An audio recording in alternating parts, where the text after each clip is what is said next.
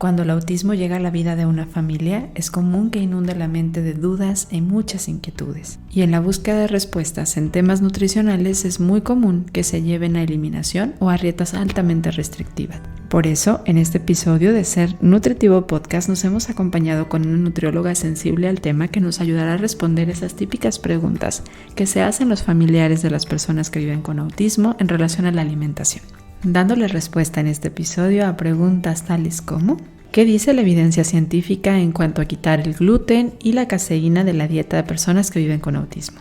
¿Cómo puede impactar la eliminación de ciertos grupos y alimentos y la hiperselectividad en las personas que viven con autismo a la microbiota intestinal? ¿Existen algunas vitaminas y ácidos grasos esenciales que puedan beneficiar a las personas que viven con autismo? Estas y más preguntas respondemos junto a Marina Rojas en este episodio de Ser Nutritivo Podcast.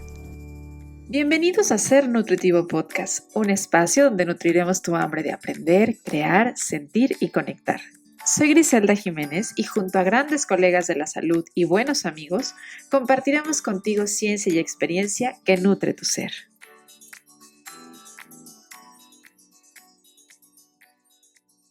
En los últimos años ha surgido un creciente interés por comprender cómo la alimentación puede estar influyendo tanto en el desarrollo como en los síntomas del autismo. La relación entre el autismo y la nutrición abarca una amplia gama de aspectos que pueden ir desde las posibles causas y factores de riesgo que pueden estar relacionados a la dieta o al estilo de alimentación, pero también las intervenciones nutricionales que pueden ser utilizadas como parte del tratamiento. Además, se ha explorado alguna conexión entre la microbiota intestinal y el autismo, sugiriendo que estos microorganismos que habitan en nuestra principalmente aparato digestivo, pero que también en otras partes de nuestro cuerpo, pueden ser importantes en el desempeño de esta enfermedad y de algunos síntomas que experimentan las personas con autismo. Este episodio de Ser Nutritivo Podcast tiene la intención de que podamos revivir juntos y entender, sobre todo creo que entender qué aspectos nutricionales podrían influir y ser parte también de la intervención dietética para tratar los síntomas y tener una buena calidad de vida en las personas con autismo. Y la verdad es que yo no soy nada experta en hablar de este tema, así que me acompaño muy bien de alguien que sí lo es, que está sensible al tema, que lo conoce y que nos va a ir orientando al respecto. En este episodio vas a escucharme muy calladita y aprendiendo mucho a la par de contigo, porque yo no soy la experta aquí, pero tengo una invitada que sí lo es. Y para hablarlo me acompaña Marina Rojo, ella es nutrióloga especialista en tecnología educativa, maestría con seguridad alimentaria de medicina translacional, con doctorado en medicina y ciencias biomédicas, bueno, una gran estudiosa por acá, quien me acompaña en este episodio. Marina, muchas gracias por decir que sí, bienvenida a Ser Nutritivo Podcast. Muchas gracias por la invitación. Sí, solo si me permites un pequeño apunte para no me gusta ostentarme de algo que no soy. Aún no he leído la tesis doctoral, pero estoy en proceso. Ok, en proceso de, ya casi entonces, doctora. Muy bien, perfecto. Bien, oye Marina, platícanos qué te sensibilizó a ti a este tema del autismo, porque lo he notado yo en tus redes sociales. De hecho, parte del equipo de Ser Nutritivo Podcast fue quien buscábamos a una buena voz para poder hablar de este tema, porque creo que se necesita no solamente conocimiento, sino también sensibilidad. Y hemos visto que es algo que está muy presente en tus redes sociales, que te gusta hablarlo y queremos conocer un poquito, no solamente la información que nos va a ser muy valiosa, sino el qué te sensibilizó a ti a este tema. Sí, bueno, básicamente mi incursión de lleno y de golpe al mundo del autismo fue cuando diagnosticaron a mi hijo con este trastorno, bueno, con esta condición. Y bueno, al final uno estudia una carrera, pero no necesariamente tenemos como que esta formación específica en determinadas áreas. Y fue que empiezas con un diagnóstico y a leer y encuentras un montón de barbaridades en la red, ¿no? Que si quitar un alimento, que si poner otro, que si eliminar, que si restringir. Y pues no me quedó de otra que ponerme a estudiar. Y también es cierto que hay mucha presión social, muchísima presión social de que nos hacen sentir a los padres como si estuviéramos haciendo algo mal o no estuviéramos haciendo lo suficiente, ¿no? Por tratar a nuestros hijos. Y en este sentido fue que me puse a investigar, me formé en el área y adicional a la formación que tengo con la certificación que tengo en atención a la diversidad, me puse a estudiar pues posgrado, ¿no? Para poder entender más cómo se hace la ciencia no únicamente cómo se puede leer adecuadamente e interpretar la ciencia, sino cómo se hace. Y pues me encontré de todo, hasta gente súper súper atrevida que me decía, es que conozco una persona, un amigo mío que su hijo tenía autismo y con esta dieta se Mm, curó. Y yo pensaba, "Uf, si esto me lo están diciendo a mí, que, que, que mi formación es esta, la de la nutrición, ujú. ¿qué no pasará con el resto de los padres que no necesariamente se han formado? Bueno, nadie nos formamos como padre, ¿no? Pero que no tienen esta formación en la alimentación, en la nutrición. Y ese fue como que un punto de inflexión en mi vida y no quería dirigir mis redes sociales hacia el autismo porque tampoco me gusta que se vea como que me quiero aprovechar de la situación de mi hijo para hacerme de, de un hombre. No va por ahí, sino porque justamente creo que hay mucha desinformación y hay una necesidad enorme de que la gente sepa qué es lo que puede beneficiar o que definitivamente pues no tiene ningún sustento. Ujú. Sí, porque es muy fácil confundirse, ¿no? De hecho, incluso a veces hasta en la forma de mencionar las cosas. Creo que por aquí en la introducción se llega a mencionar también como si fuera una enfermedad y pues no es una enfermedad. Yo creo que también vale la pena como diferenciar eso y es complicado para quienes a lo mejor no lo hemos vivido de manera muy cercana entenderlo. Y creo que las definiciones también son muy variables, ¿no? O sea, porque también el ser no sé si todavía hoy en día está bien mencionarlo como un espectro autista, pero al ser tan amplio, creo que puede ser muy diversa la forma en la que tú como mamá lo vives acompañando a tu hijo, como lo vive a lo mejor los abuelos o como otras mamás y otros papás lo viven. Pero ¿cómo nos podrías ayudar a entenderlo a quienes no estamos tan sensibles todavía con lo que es el autismo? Sí, hay un aspecto interesante y es que a partir de que salió la nueva versión del DSM-5, la definición de autismo abarca muchos otros padecimientos o condiciones que anteriormente se identificaban como entidades propias. Por ejemplo, el síndrome de Asperger. El síndrome de Asperger hasta el DSM-4 era una entidad patológica, una entidad que estaba identificada como diferenciada de lo que es el autismo. También los trastornos del desarrollo. Hay una serie de condiciones que hoy en día se engloban todas como trastorno del espectro autista. Y es un espectro porque hay un abanico de posibilidades en las cuales se pueden ver afectada esta condición.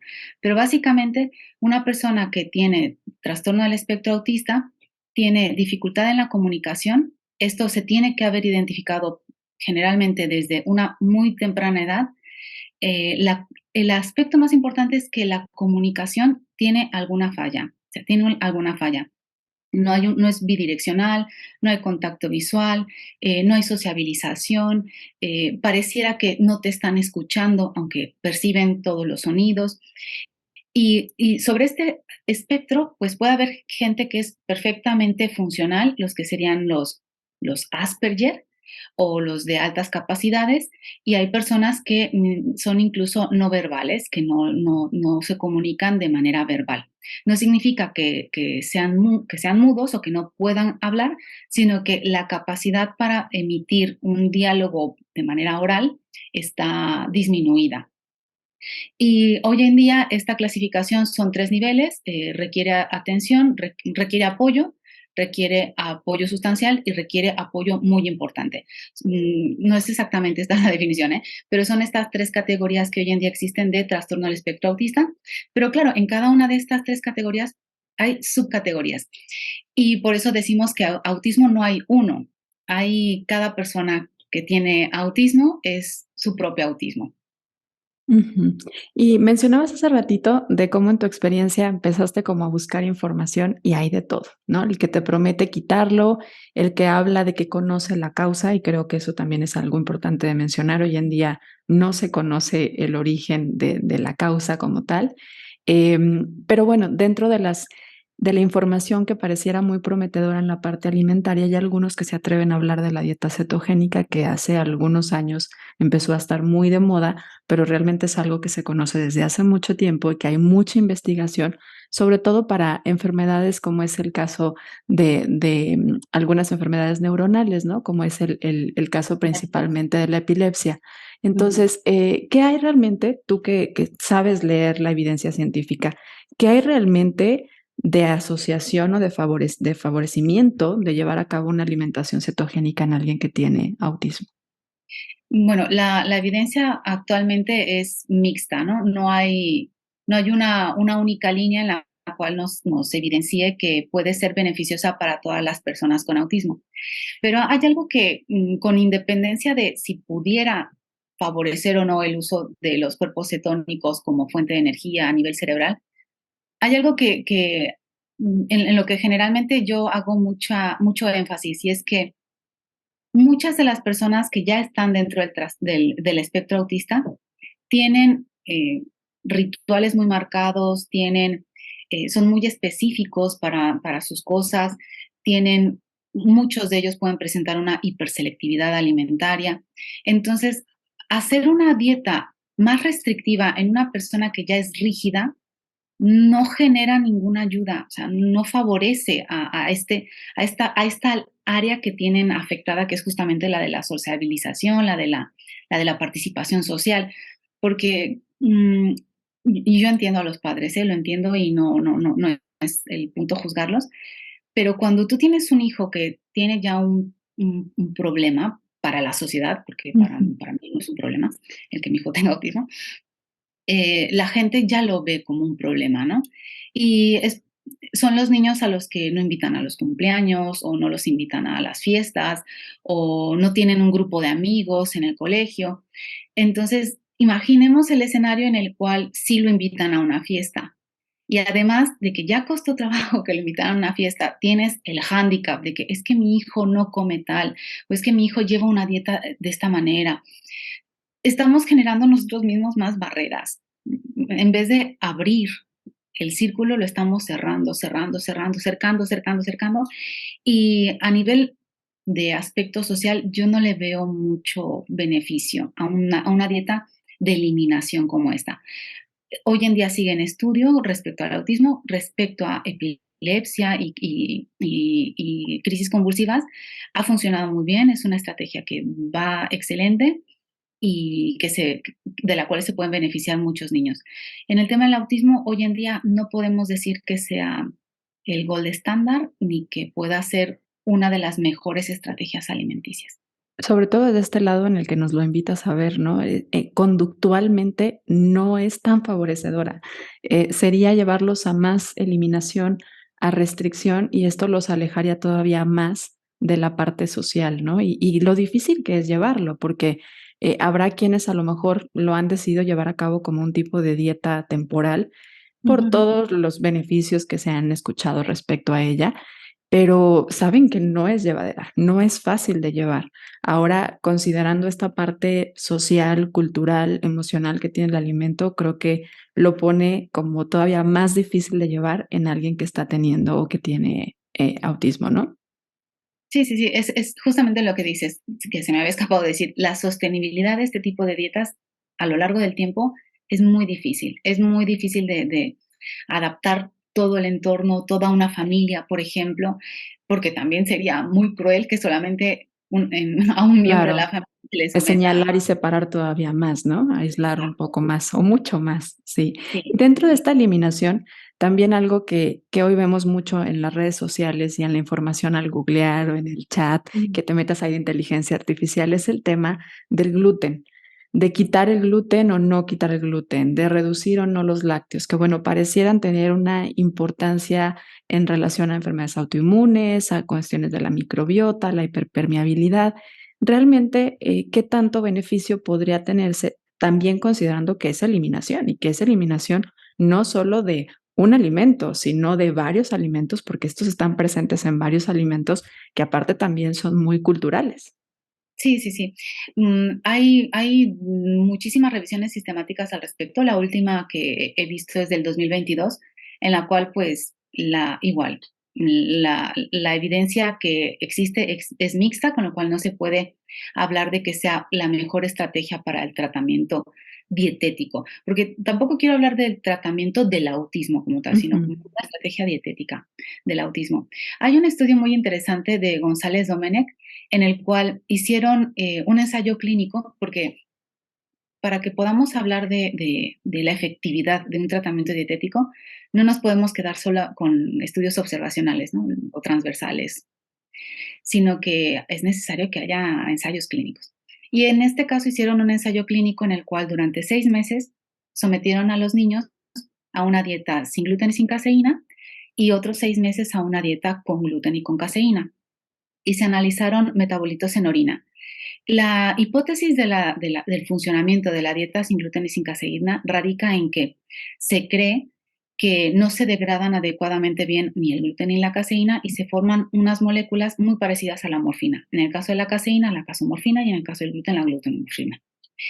Y que estas pues pueden atravesar, bueno, atraviesan la barrera epitelial, llegan al torrente sanguíneo y pueden atravesar la barrera hematoencefálica generando este estado como de letargo, ¿no? Esta es la hipótesis de la dieta sin gluten y sin caseína. En este estudio, lo que hicieron González Domenech fue que analizaron los metabolitos de la orina durante la dieta con gluten y con caseína y durante la dieta sin gluten y sin caseína, y encontraron que no había diferencias en la excreción urinaria de la casomorfina. No habían diferencias. Con lo cual, o sea, aunque quites de la dieta, estos metabolitos se estarían formando Ujú. o se estarían excretando. ¿Por qué? Pues por alguna razón. Y esto es una evidencia súper sólida que nos indica que no tiene sentido hacer este tipo de dieta de exclusión si la hipótesis es que la casomorfina genera este estado, ¿no? Y algo a lo que yo apunto más es justamente a que sí es posible que haya un problema de hiperpermeabilidad intestinal, sí es posible de que haya una disbiosis intestinal y esto es muy evidente porque también si vienen de una dieta restrictiva, con pocos alimentos, la variabilidad microbiana va a ser mucho menor que la de una persona que tiene una dieta más rica, ¿no? Entonces, sí que es verdad que mucha gente habla de esta dieta, muchos padres y dan testimonios y bueno, de un testimonio es una anécdota, no es evidencia científica. Y muchas veces en lo que fallan los estudios que se hacen sobre esta dieta y que algunas de estas revisiones sistemáticas señalan, es que hay deficiencias metodológicas en estos estudios. Y una deficiencia metodológica muy consistente, o sea, muy, muy, muy consistente en estos estudios, es que, por ejemplo, hacen otro ensayo clínico de un año, ¿vale? Y utilizan a niños de 3 años y de 17. O sea, su rango de edades es bastante heterogéneo. Si yo cojo a un niño hoy de 3 años y lo someto a cualquier tratamiento dietético, el que quiera, o sea, el que sea, y analizo sus características de sociabilidad, de capacidad intelectual, mental, lo que sea, con 3 años, y las analizo con 4 años, tiene que haber un progreso, sí o sí. Y no es la dieta, no es Ujú. la dieta, es la evolución natural de la criatura. Entonces, en esto fallan muchos esos estudios porque son 6 meses a lo mejor, o un año, 8 meses, pero no toman en cuenta el proceso natural de crecimiento de los niños. Entonces, en el estudio de González Domenech, algo muy interesante es que todos los niños eran del mismo rango de edad, mayores de 10 años, entre 10 y 14 años, si no mal recuerdo, con lo cual dices, vamos a ver, o sea, no es lo mismo analizar a un niño de 3 a 4 que a uno de 10 a 11. La maduración que se da a nivel cerebral es muy diferente son diferentes estadios naturales de crecimiento. Entonces, esto es algo que a mí me llama sorprendentemente la atención porque mucha gente da por buenos estos estudios cuando las poblaciones son súper heterogéneas. Hay uno súper interesante que tiene niños de 3 a 80 años, o sea, no son niños, son adultos, ¿no? O sea, una población de 3 a 80 años, como por qué, ¿no?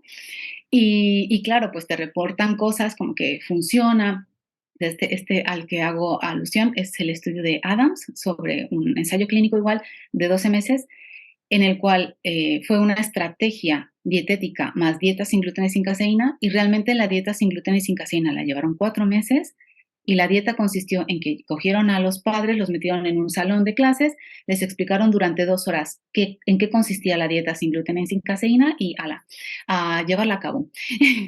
Y a partir de ahí, pues analizaron si había habido un efecto benéfico o no, con todas estas deficiencias metodológicas, ¿no? Entonces es muy importante que no nos dejemos guiar únicamente por lo que nos marca el resultado de la investigación, sino cómo se ha realizado todo el proceso. Y sobre esto es también sobre mucho de lo que los padres hablan, ¿no? Que han visto evolución en sus hijos. Es que todos tenemos que ver evolución en nuestros hijos cuando son pequeños, todos. Es natural de la etapa de la vida. Ujú. Efectivamente. Y nos agarramos a un clavo ardiendo como padres, y sí funciona, porque es que además he hecho muchos sacrificios y me ha costado mucho, y he eliminado el gluten, y he eliminado la caseína, y en casa no entra ningún ultraprocesado y tal. Y entonces yo pienso, ¿y no será justamente que también ha ayudado el que no le estés dando ultraprocesados a tu hijo, el que estés dando materias primas buenas, el que estés revisando los alimentos que le estás dando? Es una serie de factores que, ay, a lo mejor me estoy enrollando mucho, ¿eh? Pero que nos lleva a analizar muy bien qué es lo que realmente se está reportando y cómo es que se está reportando. Porque es muy fácil pensar en que algo pudiera funcionar porque me lo dijo el vecino, porque lo leí en Facebook, porque en cualquier blog de autismo se habla de la dieta sin gluten y sin caseína, pero realmente la evidencia es muy, muy, muy, muy poco sostenible.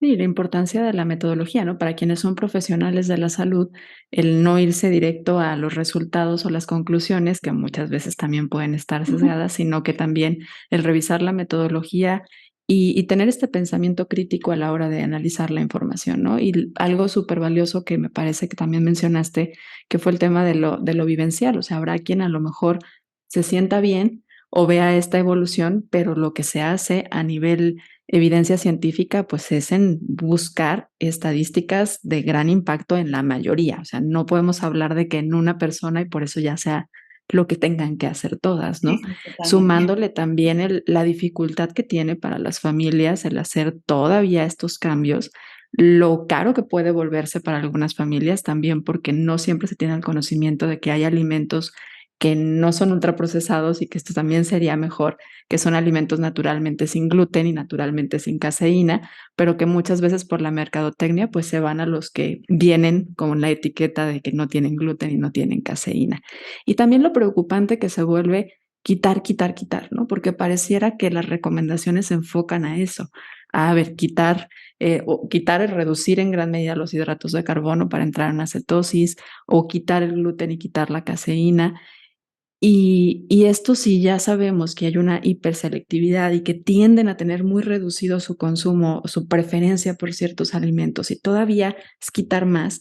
¿A qué problema nos puede llevar? Porque creo que a veces no nos sensibilizamos a esto, ¿no? O sea, el nutrir no tendría que ser en qué nos vamos a enfocar en quitar, sino en qué vamos a estar agregando. Totalmente, totalmente. Ese es mi foco siempre. No quitar, sino añadir cosas que permitan que, que haya cierta flexibilidad incluso, ¿no? Porque tenemos niños que son súper, súper ultra rígidos y que aceptan un abanico de 5 o 6 alimentos. Y imagínate que además entre esos alimentos está la leche y las galletas Marías, ¿no? Y quieres ponerle una dieta sin gluten y sin caseína.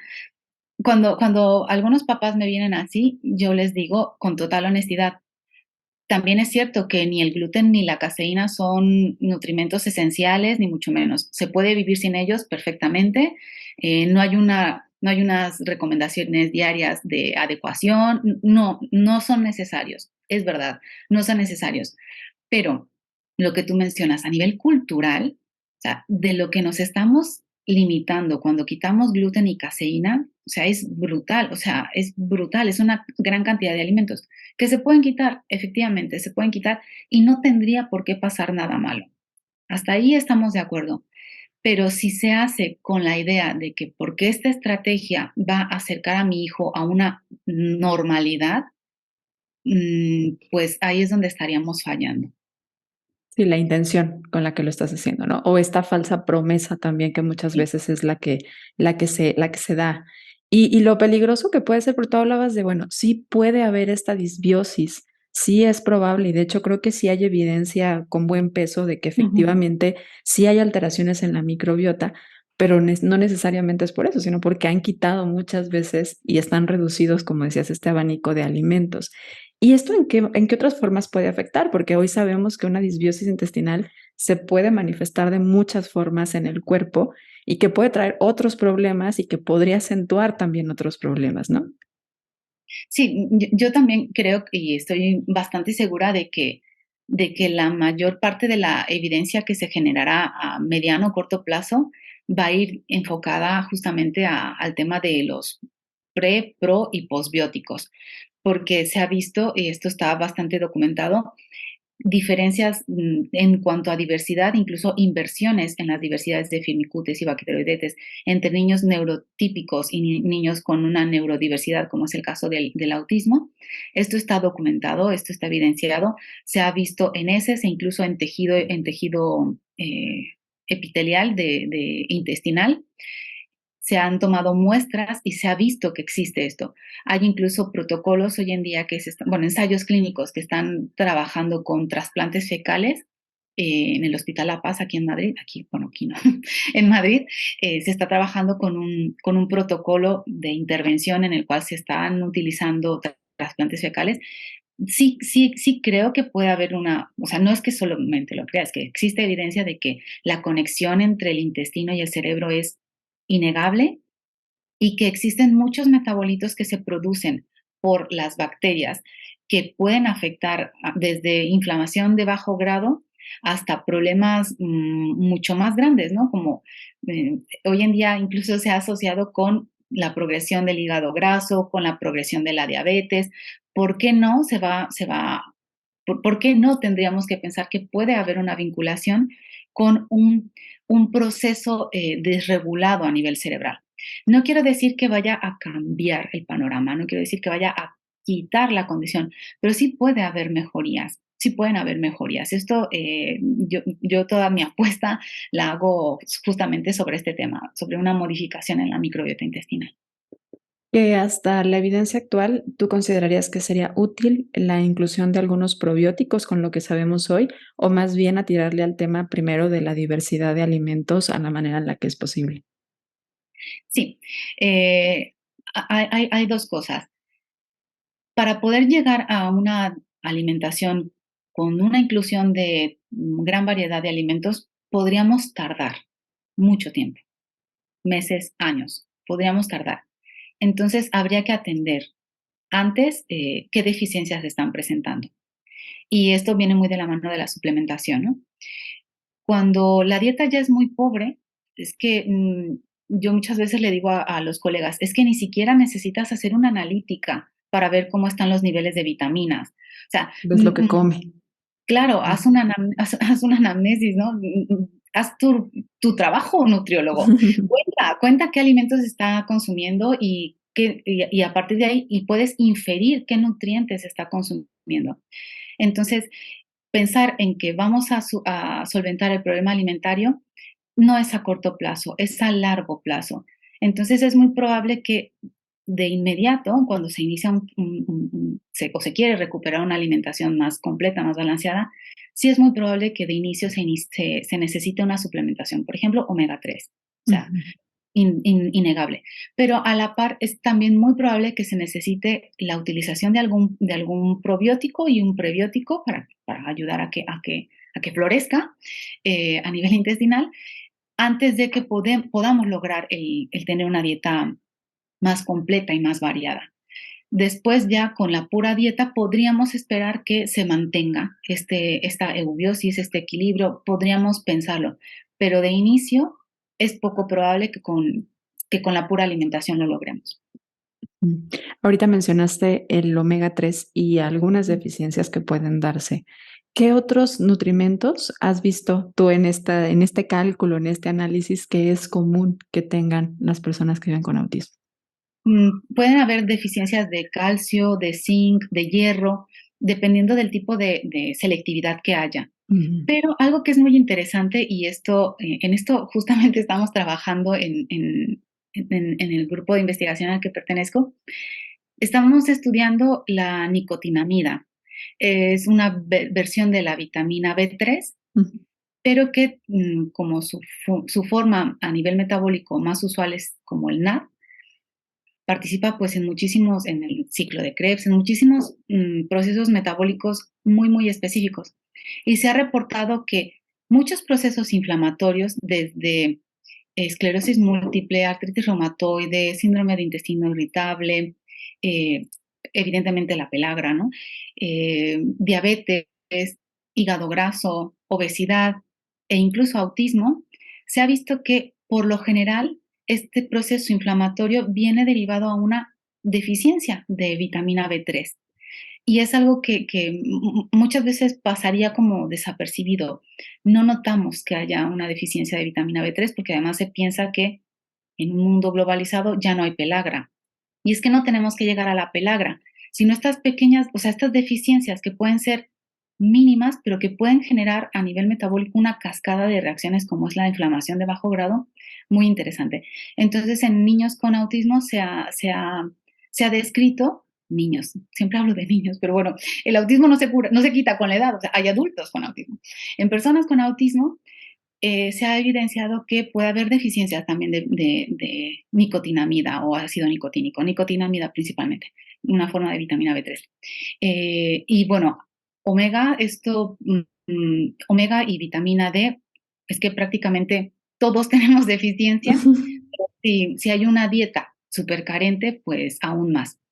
Y sobre el caso del omega 3 es muy interesante porque hay muchos estudios en los cuales se trabaja con suplementación en casos de personas con autismo. Y se han visto progresos muy interesantes en la comunicación oral, en las estereotipias, en la mejora de la calidad del sueño. Pero es importante señalar que las mejoras más importantes se identifican cuando de base la deficiencia es muy baja. Quiero decir, las personas que tienen una deficiencia basal importante de omega 3, una vez que se suplementa, se ve un repunte en cuanto a todas estas escalas, ¿no? De estereotipias, de concentración, de comunicación, etcétera. Lo cual nos habla de que tiene un papel importante el omega 3 a nivel evidentemente cerebral, y que podría ser una estrategia cuando ya sabemos que de base hay una deficiencia. Si la alimentación es un poquito más variada y si hay un buen aporte basal, no se nota tanto este cambio, ¿no? No se nota tanto estas diferencias estadísticamente significativas en cuanto a estas variables a analizar, pero puede ser importante. Y bien mencionabas, la mayoría de la población tenemos deficiencias en omega 3, tenemos deficiencias en vitamina D, entonces, sobre todo, pues a lo mejor focalizar atención a revisar con más detalle estos micronutrimentos y también los que sean de la etapa de la vida, ¿no? Porque ahorita tú hablabas de, lo digo en niños, lo que pasa es que es común que se diagnostique o se llegue al diagnóstico al nombre en niños y que Sí, probablemente los papás sean quienes estén buscando esta información, pero como dices, es algo que los va a acompañar toda su vida. Tal vez ya en el autoconocimiento ya no sea tanto la búsqueda en información cuando eres adolescente o cuando eres adulto, pero definitivamente si estás a lo mejor cursando una etapa de la vida de crecimiento, pues prestar atención mucho al hierro, prestar atención al caso del calcio, prestar atención a los nutrimentos que son de la etapa de la vida cursante en el momento en el que estés tratando a este paciente, en sí, el sí, caso en el que seas profesional. totalmente, totalmente, sí, sí. Sí, o sea, prestarle atención a esos y a los que como población y que como características especiales sabemos que tienen mucho efecto sobre el sistema nervioso, sobre la funcionalidad del cerebro. Me llama la atención que hablaras parte de las vitaminas que son del complejo B, porque creo que muchas veces las tenemos muy olvidadas. Sí. Justo como mencionabas, como nos acostumbramos a que tenemos una lista de los problemas cuando tenemos una deficiencia, pero la realidad es que hoy en día ya no los vemos así. Los vemos como en pequeñas partecitas, pero hay una población muy deficiente en calidad alimentaria, que hace que sea muy deficiente el tema de los micronutrientes. Y lamentablemente seguimos prestando demasiada atención a las calorías, que son importantes. Yo consideraría que sí son importantes, a los macronutrientes, pero no prestándole atención a los micro y a la relevancia de la calidad para que funcionemos como el ser humano que somos. Sí, sí, totalmente. Hoy en día difícilmente vamos a encontrar estos signos clínicos que nos enseñaron en la universidad de Ujú. deficiencia de vitamina A, deficiencia de difícilmente. Pero esto no quiere decir que el hecho de que no se manifiesten clínicamente no significa que no haya de trasfondo internamente algún aspecto que se esté descuidando.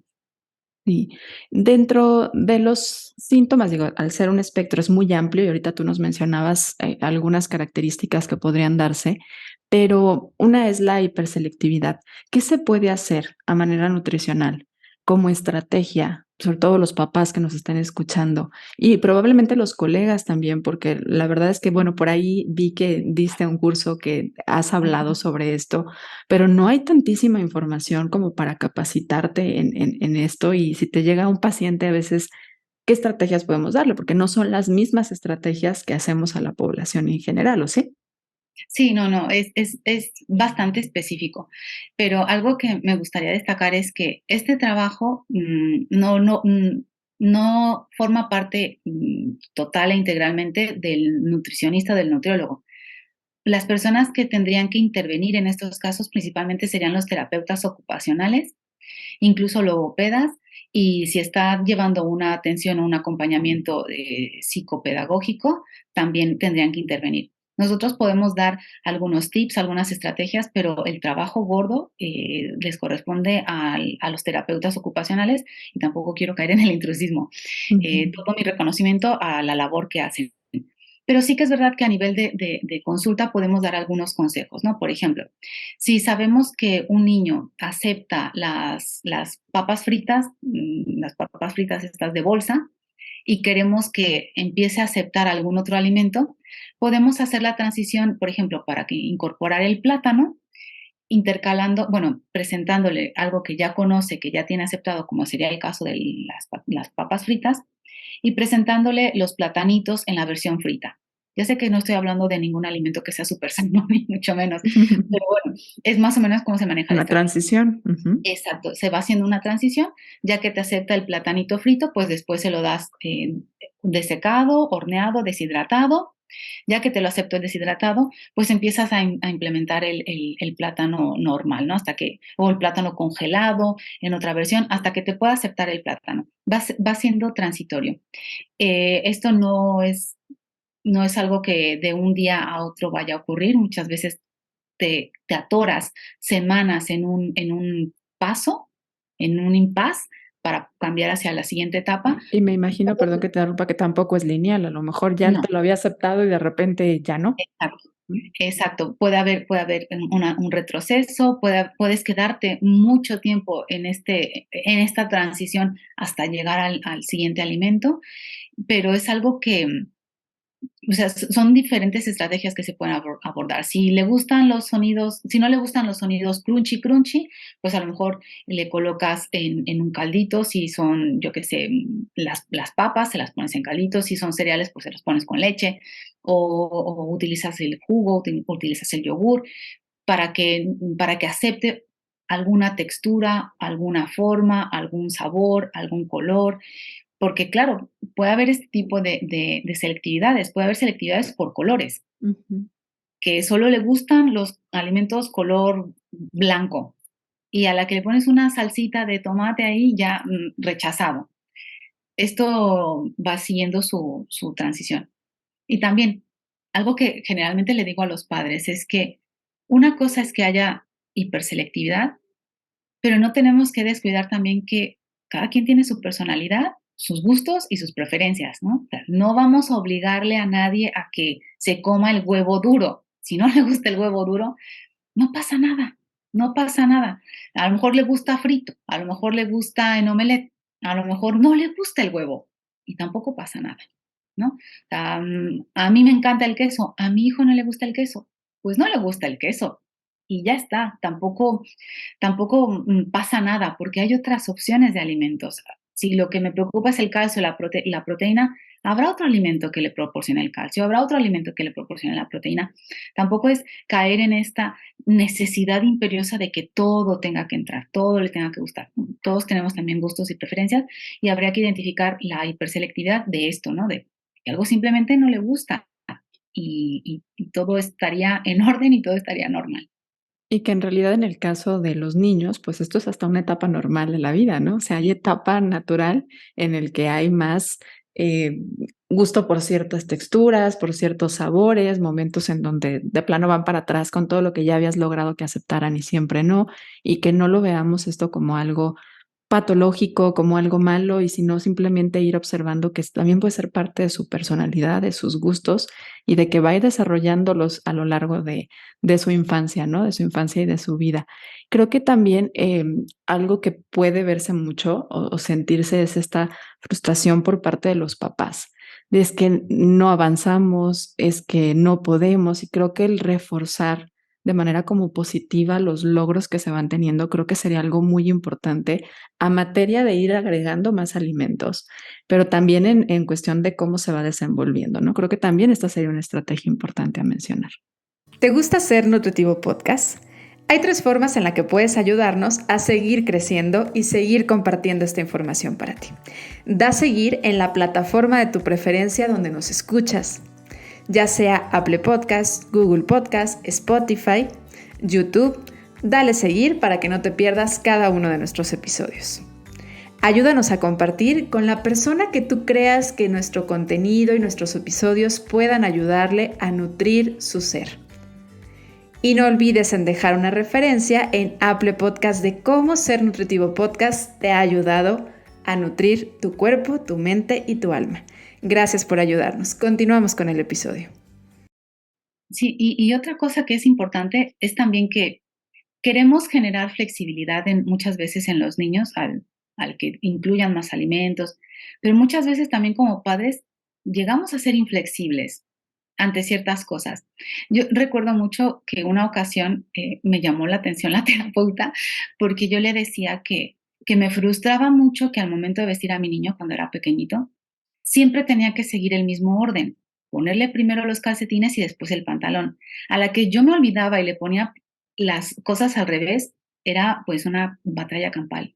Y yo le decía, es que ¿por qué no puedo hacerlo de pronto de otra manera? Y ella me decía, ¿y por qué no puedes hacerlo como él quiere? Ujú. O sea, ¿en qué te molesta, en qué te afecta hacerlo de esa manera? Y me paré en seco y dije, es que tiene toda la razón, o sea, tiene toda la razón. Y lo llevo al plano alimentario porque muchas veces, por ejemplo, los papás me dicen, es que no le gusta que mezcle el arroz con los frijoles, ¿no? O que no se toquen en el plato. Bueno, ¿y qué pasa? No los podemos separar. No podemos poner 2 platitos. Se puede. O sea, también nosotros tenemos que ser un poco flexibles en este sentido. Mm, ¿qué necesidad hay de que estén juntos en el plato? Ninguna. Y la misma necesidad que yo tenía de que se pusiera primero el pantalón y luego los calcetines. No hay ninguna necesidad. O sea, se puede hacer de otra manera. Existen muchas maneras de hacer la misma cosa. En el caso de la alimentación, comer. En el caso de la ropa, pues vestirse. El Ujú. objetivo final es ese. Y a veces nos perdemos en los detalles, ¿no? De que se tarda mucho o ya está frío o no le gusta tan caliente o lo prefiere más frío o la textura. El objetivo final es la alimentación, el que coma, ¿no? Se tardó más, se tardó menos, le gusta más frío, le gusta más caliente, le gusta más crunchy, menos crunchy, pero el objetivo que debemos de conseguir es que se alimente adecuadamente. Una de las recomendaciones que regularmente damos también para cuando los niños no aceptan mucho el alimento, no sé si aplica en el autismo, yo pensaría que sí, es que participen en la elaboración, que tengan contacto con el alimento, porque esto pues va generando esta cercanía. ¿Tú lo considerarías como una intervención, una parte, una recomendación importante también? Sí, sí, sí, totalmente. Y esto también generalmente lo aconsejo. Desde que vayan al mercado con los papás hasta que ayuden a limpiar, acomodar en casa, que si en la alacena, que si en la nevera, que si lavarlos. En todo esto habría que involucrarlos, porque en el caso concreto del autismo, eh, tiene que haber esta familiarización con el alimento, Ujú. familiarizarse. Es verdad que muchos niños presentan neofobias como una etapa natural de su crecimiento, y en el autismo, en un niño con un desarrollo neurotípico puede resolverse en un par de años, ¿no? Si se presenta de los 4 a los 6 ya se resolvió, pum. En el caso de los niños con autismo puede durar hasta los 11, 13 años las neofobias. Entonces es más importante que estemos reforzando esto, que entren, que participen en poner la mesa, en escoger los utensilios. Si de pronto el niño le gusta un mantel de Peppa Pig, pues le ponemos el mantel de Peppa Pig. No pasa nada, o sea, no pasa nada en absoluto. Si esto le hace feliz y permite que haya una armonía al momento de comer, pues se hace. Pero importantísimo, muy, muy importante que participen en el proceso desde la compra hasta la puesta en la mesa. Y tal vez de ser posible, hasta si tienes tu huertito, pues a lo mejor hasta que vea, ¿no? El proceso de la siembra, de recolectarlo. Creo que esto también ayuda mucho. Y en general a la niñez. Y creo que en sí al ser humano completo nos ayuda mucho a entender de dónde viene el alimento y genera una conexión importante. Pero sobre todo en el caso de los niños con autismo, pues esto les va ayudando a tener como esta secuencia, ¿no? Esta familiaridad que mencionabas que es básica o importante para ellos. Sí, sí, sí, totalmente. Súper, súper importante. Sí.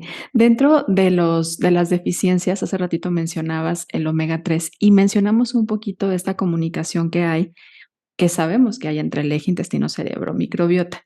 El omega 3, en las dosis en las que regularmente se da, ¿es la dosis que pensarías en un niño con autismo, en una persona con autismo, o se habla ya de dosis más altas? Se habla de dosis más altas, sí, se manejan más altas y depende mucho del rango de edad en el que se encuentre. Ujú. Pero sí, sí son dosis mucho más altas de las que sería la recomendación diaria, para un niño con un desarrollo neurotípico, que se entendería que tiene un aporte ya por la alimentación y que sería solamente el complemento, ¿no? Ujú. Complementarlo con el omega. En estos casos, las dosis sí son generalmente mucho mayores. Quise regresarme ahí porque habrá muchos papás que a lo mejor escuchen esta información y que no es lo ideal, y así lo quiero Ujú. mencionar, que lo vayan a traspolar a una recomendación individual, ¿no? Siempre lo que hacemos aquí es divulgar, informar, pero no podemos dar una recomendación cuando no conocemos al individuo y el contexto. Pero Totalmente. muchas veces lo que se hace es como, necesito omega 3, voy y ya ni siquiera voy a una tienda, lo pido en el momento.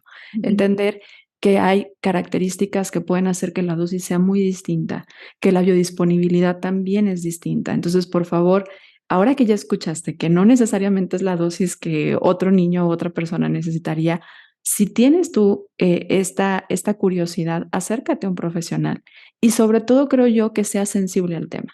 A lo mejor expertos no hay tantos, creo que hablar de que hay expertise en esto, no sé si realmente haya gente experta en la parte de nutrición y autismo, porque como bien lo decías, no es una línea exclusiva de la nutrición. Lo que los nutriólogos hacemos es una partecita de acompañamiento, porque obviamente impacta sobre la alimentación y la alimentación impacta en todo, pero no Sí. quiere decir que sea la línea por la que tienen que empezar todos los papás, ¿no? Hay muchas otras áreas que son muy importantes y muchos otros profesionales que son muy relevantes en el acompañamiento y en el diagnóstico también.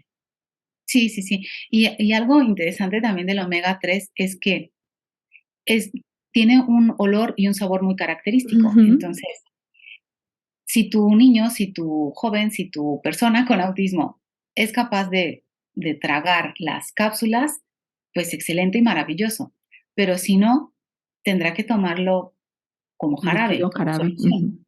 Ujú, ujú. Y también es muy interesante saber qué tipo de omega viene mejor, porque hay unos que vienen con sabor fresa, que es horroroso, horroroso, o sea, la mezcla de sabor es terrible, pero, por ejemplo, el que viene con sabor limón es mucho mejor aceptado. Tipo menta, limón, naranja, ¿no? Que son como Sí, más tolerables. Ajá. esconde un poquito más este olor, este sabor, esta sensación del El sabor de pescado, pescado. que ujú, sí. Sí, Y a porque lo o mejor sea, también habrá algunos que la textura, ¿no? O sea, el que sea tan, aceitoso, denso. sea difícil, que sea denso. Entonces, sí, creo que algo que nos recuerda mucho el autismo es en la importancia del autoconocimiento, ¿no? Si tú eres papá de un niño con autismo o acompañas o vives con una persona con autismo, creo que nos vienen a enseñar la flexibilidad. Tú ahorita lo mencionaste, ¿no? La importancia de ser flexibles y la importancia de ir como conociendo y respetando también esas diferencias que tenemos como seres humanos, que no todos tenemos que entrar en el mismo cajón, en el mismo espacio,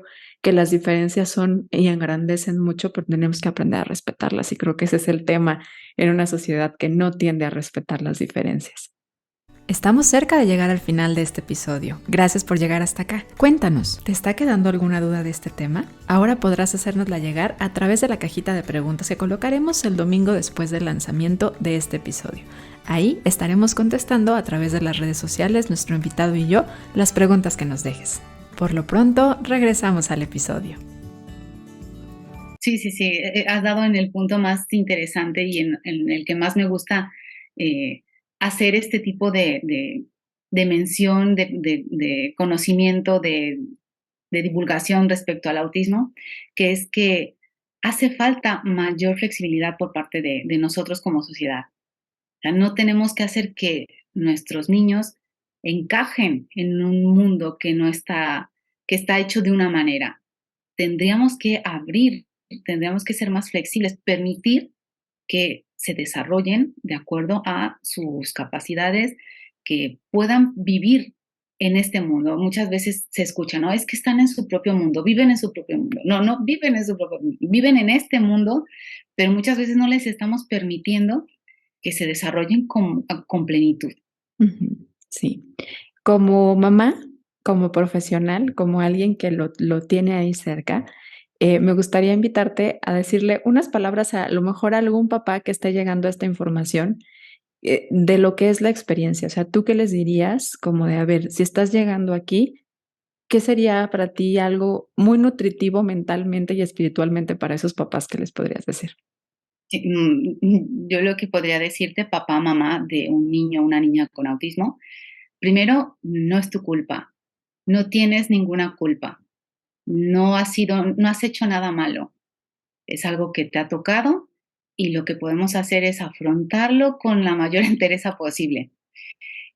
A todas las personas que se acercan a mí, yo les digo que los puedo acompañar de la mano en este mundo porque es lo que nos ha tocado vivir y no es nuestra culpa, no hemos hecho nada malo. Papá, mamá, lo estás haciendo súper bien, te estás esforzando mucho, lo estás haciendo muy bien y vas a ver que vas a lograr ver a tu hijo, a tu hija logrando cosas grandes. Sí. Dejar a lo mejor de buscar esta cura, de buscar hacerlos encajar, sino de entender que nos vienen a enseñar que la diversidad en el mundo es importante y el respeto es una de las cosas que necesitamos trabajar entre todos para podernos engrandecer. Fíjate, Marina, que nosotros pensamos en Ser Nutritivo Podcast y es nuestra parte de la filosofía, que el ser humano no solo se nutre física, sino también mentalmente y espiritualmente. Y sabemos que cada uno tenemos nuestros recursos y que a lo largo de la vida vamos generando otros recursos, ¿no? Y a lo mejor cuando estás en modo mamá tienes unos y cuando estás en modo estudiante tienes otros, pero nos gusta tomar ideas porque creo que muchas veces en la imitación podemos encontrar algunas ideas. ¿Cómo disfrutas tú nutrir tu mente? Oye, yo es que soy una mente inquieta y todo el tiempo estoy haciendo cosas. Leo muchísimo, todo lo que pasa por mis manos lo leo y nunca dejo de estar estudiando. Bueno, ahora mismo estoy estudiando estadística a la par del desarrollo de la tesis doctoral y yo disfruto mucho de leer, mucho, mucho, me encanta leer. Todo lo que llegue a mis manos en cuanto a libros y novelas, a lo mejor no es la recomendación más adecuada, porque me gusta mucho la novela negra nórdica, la novela negra, bueno, todas las novelas me las leo, aunque sean románticas también, pero, pero disfruto mucho del misterio, el suspenso, el thriller y la novela negra. Así ¿Y que tu alma? ¿Cómo disfrutas nutrirla? paseando, me encanta caminar, me encanta meditar, caminando. Siempre que voy caminando voy pensando en qué hacer, en cómo mejorar. Pero algo que últimamente he hecho mucho es escuchar frecuencias de meditación. Ujú. En YouTube, frecuencias para meditar, incluso para sanación celular y estas cosas. Mientras estoy trabajando, mientras estoy limpiando la casa, me gusta escuchar estas frecuencias y me generan paz. Y como mente inquieta, que también me reflejo yo por ahí, la semana pasada estuve justamente leyendo de los impactos de la meditación y diferentes formas de meditar sobre la mente del sistema nervioso y es impresionante. Realmente creo que cada vez la evidencia científica le da más peso a lo que es la meditación y las diferentes formas de hacerlo, de que cómo si conectan la parte mental, la parte espiritual y la parte física. ¿Y tu cuerpo? ¿Cómo disfrutas nutrirlo? Bueno, me encanta comer de todo, probar cosas nuevas. Yo soy la persona que si viaja a algún sitio, viaja porque quiere comer algo específico de ese sitio. Te come ese lugar. Sí, yo me como los lugares, sí. Pero también, bueno, en cuanto a actividad física, no soy de ir al gimnasio, no me encanta ir al gimnasio. Caminamos mucho, nosotros como familia caminamos mucho, y en casa lo que tenemos es bicicleta estática y elíptica, y es lo Con el movimiento. Ujú. sí, ese es el movimiento que hacemos. Y fíjate que estamos haciendo un libro para futuras generaciones. Pensamos en que a lo mejor este podcast en algún momento alguien se lo va a encontrar en muchos años y van a encontrar frases.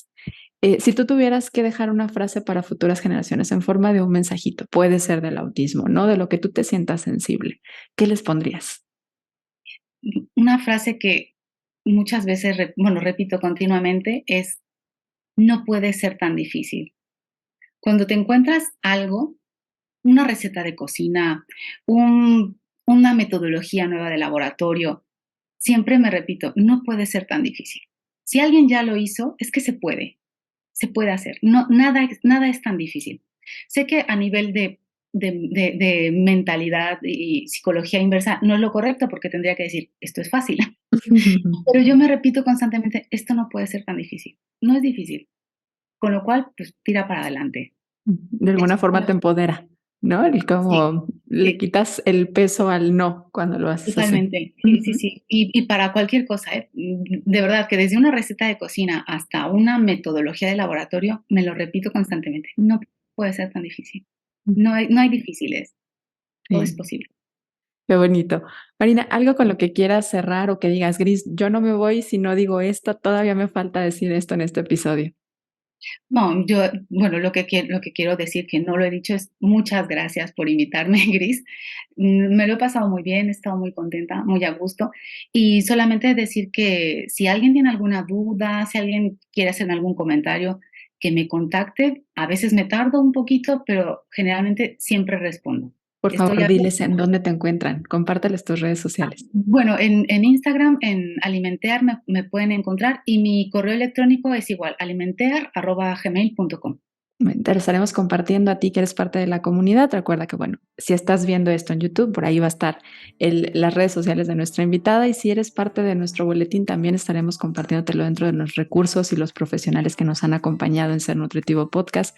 Igual, yo la verdad es que muy agradecida contigo por guiarnos, por acompañarnos en este tema, que era un tema que nos emocionaba poder hablar, pero que sabíamos que necesitábamos encontrar a alguien sensible que lo viera como tú lo ves y te agradezco mucho que hayas sido esa voz y se dio el momento y la persona correcta para poder hacerlo. Muchas gracias, Marina. Gracias a ti, a ti y a todo tu equipo, muchísimas gracias. Y a ti que eres parte de la comunidad, muchas gracias por escucharnos, por escuchar este podcast de Ser Nutritivo Podcast. Si conoces a alguien que pueda servirle esta información, no dudes en compartírsela. Y recuerda que mientras estemos en temporada, a lo largo de esta temporada 10, nos encuentras cada jueves con un episodio nuevo. Muchas gracias.